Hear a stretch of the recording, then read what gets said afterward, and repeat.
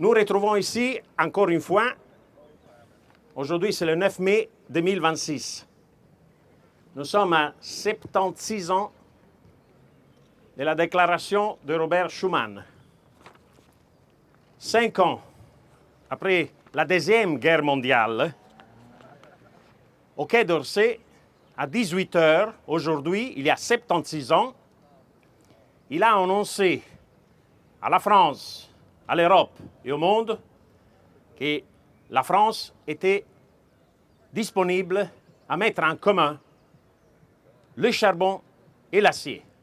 Il avait reçu de Konrad Adenauer, l'autre grand père fondateur, l'accord pour présenter cette déclaration.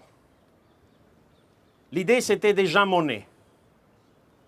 Robert Schuman était le ministre des Affaires étrangères de l'époque en France.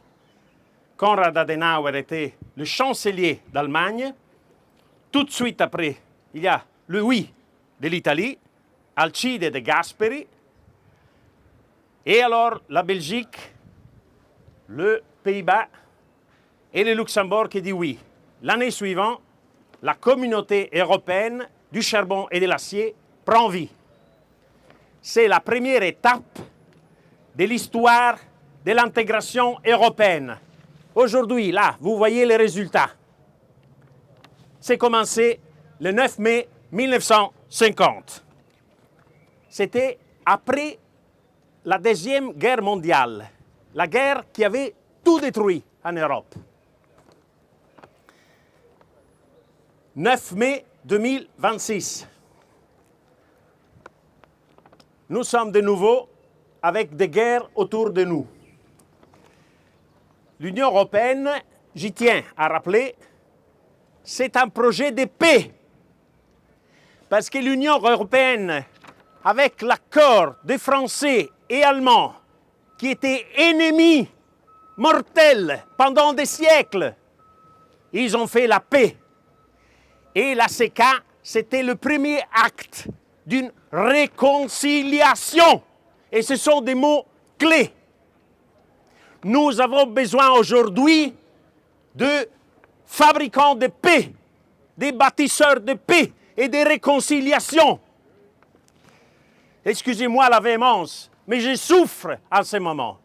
Parce que nous avons deux guerres autour de nous. Nous avons la guerre depuis 4 ans des Russes, de la Russie de Poutine contre l'Ukraine. Et j'ai les amis ukrainiens ici qui ont souffert et qui nous avons appuyés. Nous avons aussi, si vous vous souvenez, on avait aussi l'ambassadrice ici de l'Ukraine. Et il y a aussi une autre guerre épouvantable parce que c'est mené par Israël et par les États-Unis d'Amérique. Et c'est contre la Palestine et contre l'Iran. Nous devons, l'Union européenne doit être un facteur de paix dans le monde.